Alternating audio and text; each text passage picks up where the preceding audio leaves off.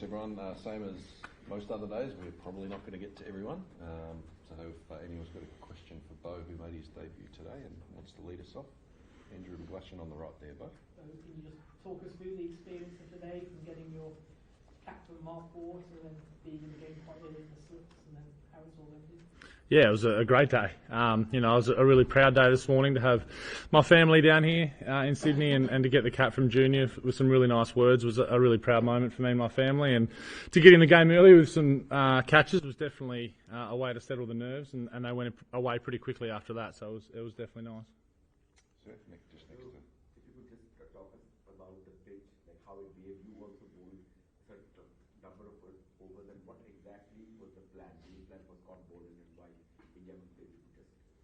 Yeah, it was obviously pretty seam friendly, and most of the day the ball stayed pretty new with the grass coverage and not a very abrasive square either. So the plan was to bowl a little bit fuller and try and entice those front foot defences and front foot drives. And I thought Scotty was excellent. He's been unbelievable since he's come back into the team, and saw why he's a world class bowler. So I thought all the bowlers were really good today.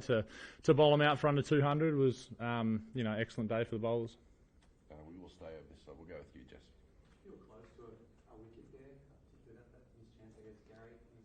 Yeah, definitely. Like I said, it was seaming around a bit there throughout the whole day, and I do like a bit of seam movement in the wicket, and it did feel like I was close a lot of the times there to both those left-handers in Pant and Jadeja. So I was sort of trying to wrestle Paddy to keep the ball in my hand as much as I could there. I felt like I was in a good rhythm, and I could get a breakthrough for us. In the middle here, Beau. Yes, just want to ask that there was a lot of talk about cracks in the wicket, and the ball is doing a little bit more than a little bit.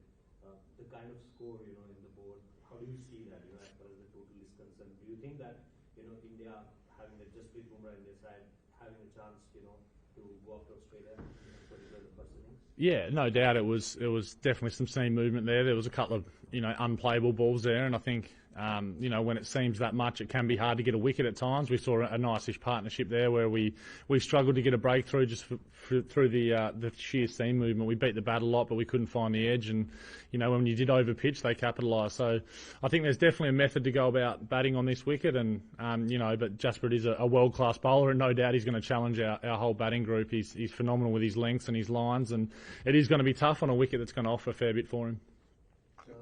Beau, do you think it was a good toss to lose for Pat?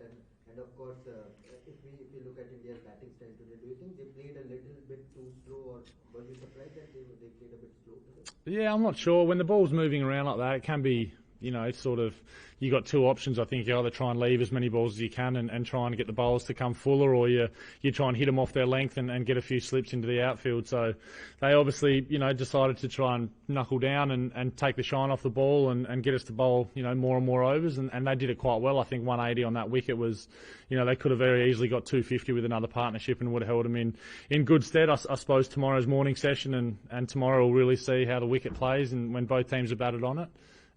But yeah, if I had a guess, it's going to seam around most of the game. And on the toss as well? On the toss, yeah, I think we were going to bat first as well.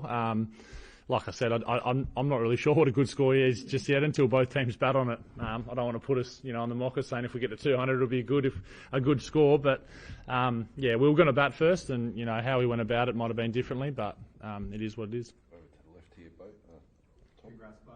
Any words to or from Nathan after he put down that chance, given he's got 500 or so? Nah, I'm not sure why he was in gully actually. They said that Starkey should have been in gully, but he's found himself there, and I actually did throw 5 overthrows straight after that, which is not on purpose, but it was a sharp chance. It wasn't a very good ball. It was a bit of a half volley. He managed to find the edge, but no, certainly won't be bringing that up with a man who's got 500 wickets.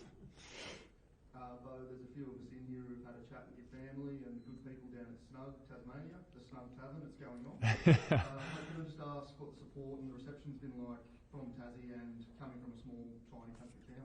Yeah, it's been massive. As you can imagine, my phone's been blowing up the last 24 hours with, plenty of messages of support from not only in Tasmania, but from all over the world. I've played a bit of cricket in England now, and a lot of support from over there. But, it's always nice to come from a small town or a small place in Tasmania and represent the country. There hasn't been too many over the journey, so to be able to be one of those few is really proud for me. I love Tasmania. I'm Tasmanian through and through, and to be able to, put on a show for them and put them on the map and really, do what I can for the state. Makes me really proud. So it was nice to have my family over here. They got on some flights late last night when I found out, and to have them at the cap presentation here, and they'll be here throughout the test, was really nice. Two here, and we'll finish off over here. So we've got Bluey. I was just wondering if you could just give an insight into Scotty Boland from playing against him in Sheffield Shield. Like, he had that reputation of being a workhorse on really flat wickets, and now the transition to being really effective on seaming wickets. Yeah, just an insight into that. Yeah, he's a difficult customer, Scotty. He's had the wood over us in Tasmania for a long time. If there's anything in the wicket, he finds it, and if there's nothing in the wicket, he still manages to find a way through. So he's been, like I said before, he's been fantastic this whole series when he's got his chance. He's relentless. I think it's his line, his length, and his natural angle makes it really hard. It makes it really hard for right-handers, but when we see him go around the wicket to left-handers, it's impressive stuff. It's great to watch from third slip today, just the amount of movement he gets, how accurate he is, and how challenging he is for both left and right-handers. He's been superb, and he can bowl long spells and back up the next day. He's just one of those guys who can just keep going. So he's been fantastic. He's a ripping bloke, so everyone's really stoked whenever he does well, which seems to be all the time at the moment.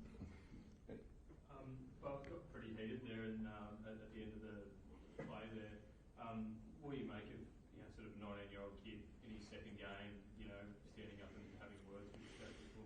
Yeah, I'm not really sure. It was an interesting one. I was just sitting next to Hetty in the rooms watching it on the TV, and the first ball when he ran down and clipped him over mid wicket, it wasn't almost surprise anymore. It was just a bit like, there he is, he's away, sort of thing. And Sammy's he's a very confident young man, and it's what they do these days. Those youngsters, they sort of get after it and put himself out there, and he's got all the skills and all the talent to back it up. So hopefully he has a really good day tomorrow and puts a few runs on the board and gets in a decent position. Back over to the right, Beau.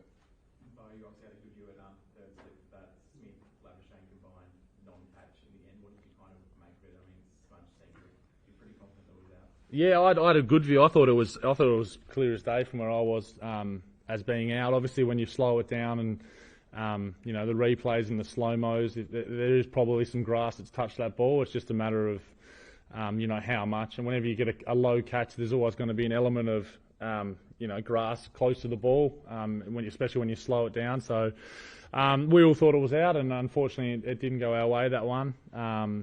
We're all pretty happy he didn't get 100 after it. He only got a few more after that. So, no, it was a difficult one. It's always difficult for a third umpire when you do have those sort of replays, and you have so much slow-mo technology these days. I feel like it was a bit inevitable in the end there when how close that ball did get to the turf.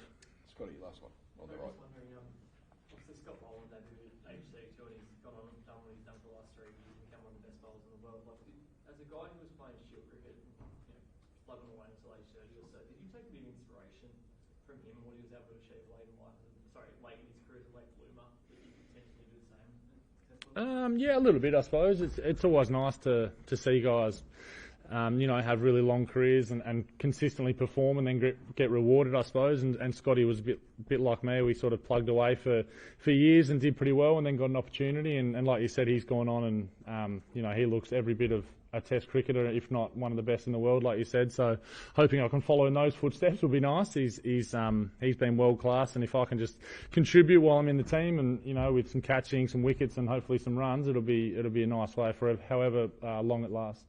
Thanks, everyone. I think Chris Willand's here to finish up. So beautiful. Thanks.